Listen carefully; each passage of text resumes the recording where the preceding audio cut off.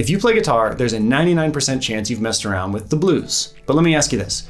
Do you have any blues song you can actually play by yourself for someone? I didn't for years. Most blues lessons just teach you chords or pentatonic soloing, which is great if you can magically conjure up a backing band whenever you want to play for someone. But how do you make the blues sound good on one guitar?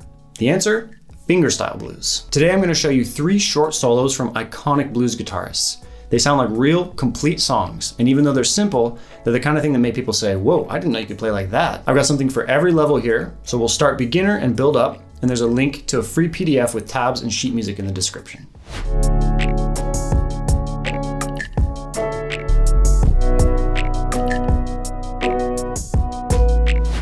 Song number 1, Freight Train.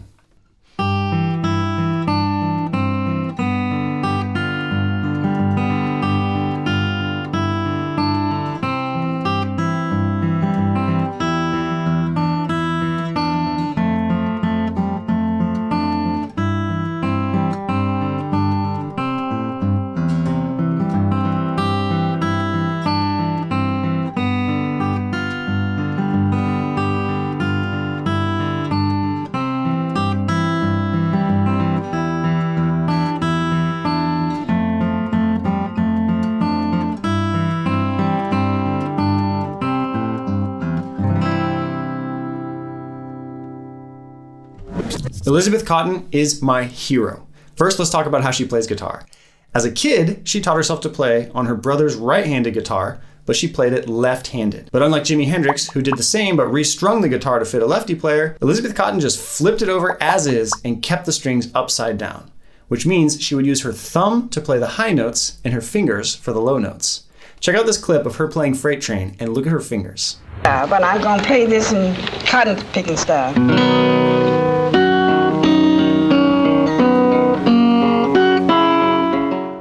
Freight Train is Elizabeth Cotten's most famous song.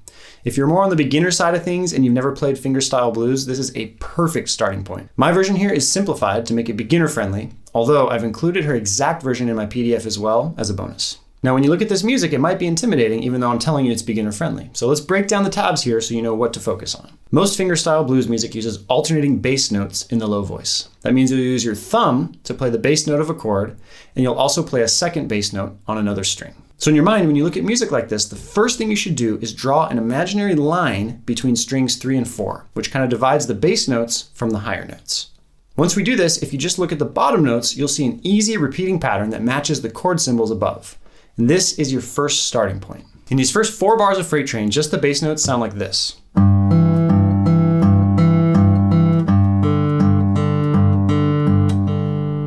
Pretty easy, right? It's just a C chord with a G in the bass, and then a G chord. So we actually get to hold our third finger down the entire time, which makes it even easier. Now these bass notes are the absolute most important part of playing the fingerstyle blues. They drive the rhythm along and they maintain the harmony, all while giving you an area to play around in with the fingers. Now we're gonna add the fingers, but no matter what your fingers do, remember, you must never let that groove and that bass pattern die away. You can totally butcher the finger notes, but if you maintain the bass, you'll sound good. On the other hand, if you stop the rhythm or cross your wires on the bass notes, your music is dead in the water. Thankfully, this version of Freight Train keeps it simple with all the melody notes lining up directly with the bass notes.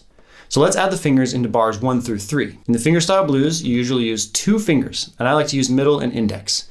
Middle will take most of the melody notes, and index will help out if I have 2 quick notes on the same string, or it will grab some chord notes on the lower strings to help fill out the texture. Here we can just use our middle finger since the texture is pretty thin. So we'll play our alternating bass notes, but now we'll add these high notes that line up directly with the bass, like this.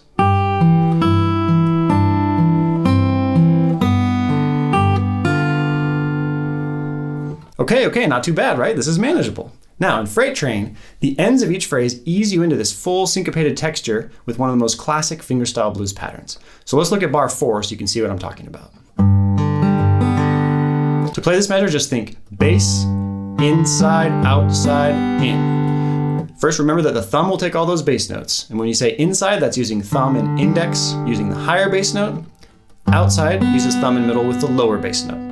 If you want more of an explanation of that texture, which is sort of a Travis pick variant, check out the link above and you can watch a little mini lesson on Travis picking.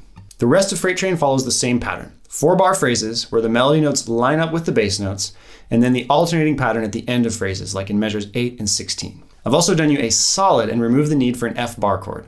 But a lot of these blues songs do use an F bar chord, as you'll see in our next song, so practice up on your bar chords in general. I also have lots of videos with tips on bar chords, so check out some of those too. Now, before we move on to the second song, I have to tell you a little bit more about Elizabeth Cotten because her story is crazy. First off, she wrote most of her music when she was around 13 years old. And guess what happened after she wrote that music? Nothing. After getting married in her teens and having a child, she joined a church that discouraged secular music. So she gave up playing guitar almost entirely for about 25 years. Then for most of her adult life, she worked low-wage jobs, mainly as a housekeeper, a nanny, and a cook to support her family. In her 60s, she took a job as a nanny for folk musician Peggy Seeger and her family. You may have heard of her or half-brother Pete Seeger. They're both famous folk musicians. While she was working in their home, she started playing their instruments casually when no one was around.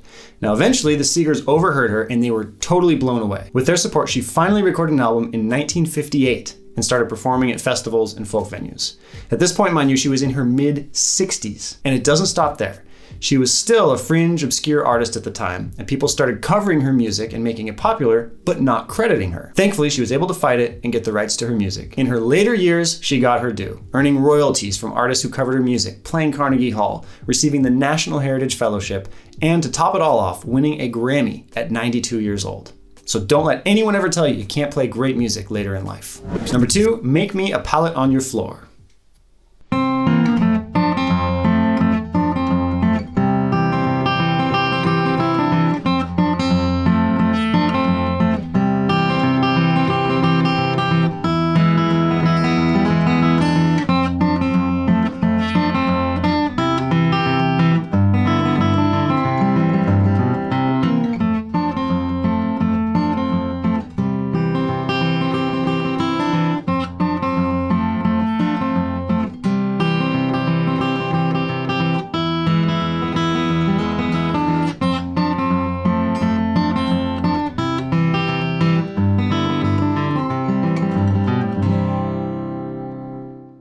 Once you have a decent handle on playing music with alternating bass notes like this, Make Me a Pallet is a perfect choice to start developing some fluidity and freedom in your playing. The bass alternation is pretty simple, keeping it on the same 2 bass notes for each chord.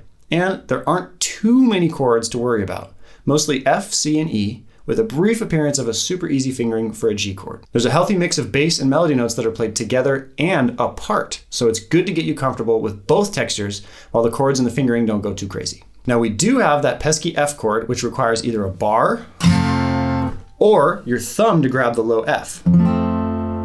So pick your poison there. Mississippi John Hurt has a little riff he loves to do where he bounces back and forth between 2 high strings on a chord with the fingers. You can see it with the C chord in bar 4, the E chord in bar 10, and the G chord in bar 15. These are good measures to get you used to the feel of playing bass notes and melody notes separately versus together, so they're good to isolate. In this tune, I like playing the bass line a little more loosely and sometimes hitting more than one string on those higher bass notes on beats 2 and 4. Mississippi John Hurt does this a lot when he plays it, and it sounds really nice. It almost sounds like you're playing more of the chord versus the bass line on those beats, and it fills out the music a little more. Here's a little example from the E chord. Instead of doing this, you can go like this. Now let's talk about Mississippi John Hurt's story for a second, because guess what? His story is also crazy. He taught himself to play on a $1.50 mail order guitar while he was working as a sharecropper in Mississippi. He recorded a few songs in the 1920s, but they didn't go anywhere, and he faded into obscurity until a folk musicologist in the 60s tracked him down using nothing but lyrics from one of his old tunes. He was 71 when he was rediscovered, and suddenly he's playing major folk festivals, appearing on national TV, and even performing on The Tonight Show. Number 3, Deep River Blues.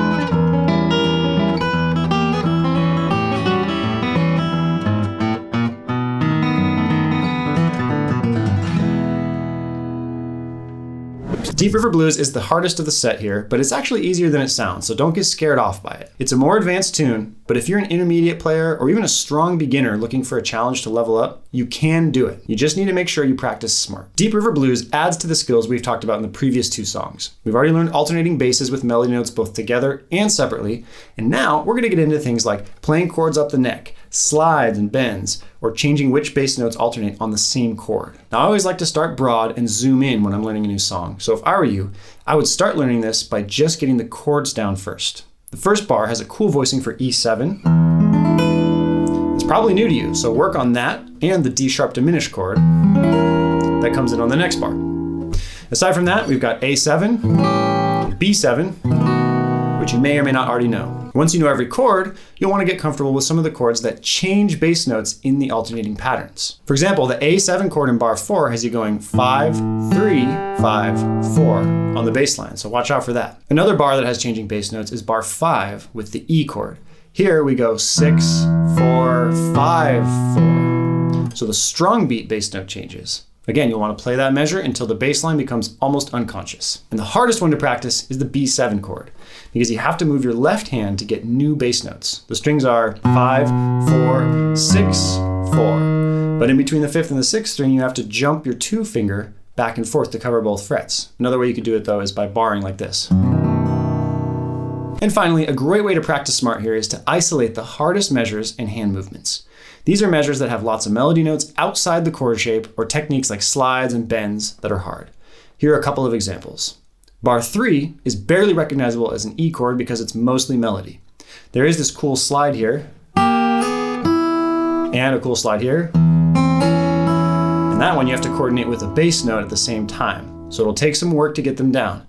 Play that measure a lot, play it alone, and play it slow. Another tricky thing worth isolating is how the E7 to D sharp diminished chord pattern at the beginning changes when you go back into it. The first time you play on the downbeat. And the second time you delay those higher notes to get back in.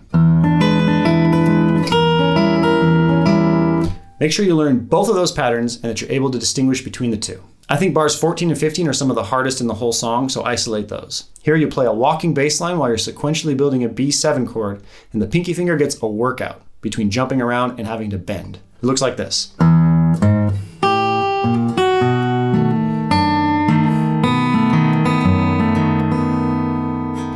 And by the way, who was Doc Watson? Well, I'm glad you asked. Doc Watson was a guitar legend with the soul of a front porch storyteller. We turn to blues now.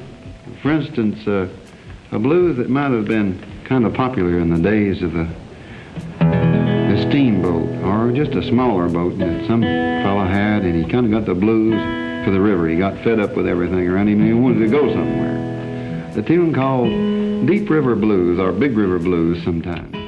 He lost his sight before his 2nd birthday due to an eye infection, but he taught himself guitar and he became one of the most influential acoustic guitarists of the 20th century. He started out playing local gigs to support his family and didn't gain national attention until his 40s. Are we sensing a theme here? When the folk revival crowd realized this unassuming guy from North Carolina could play circles around just about anyone. He ended up winning 7 Grammys, a National Medal of Arts, and helped define the sound of American roots music. He started out fingerpicking like you can see here in Deep River Blues, but eventually he became probably more famous for blazing the trail in flat picking guitar in the bluegrass world.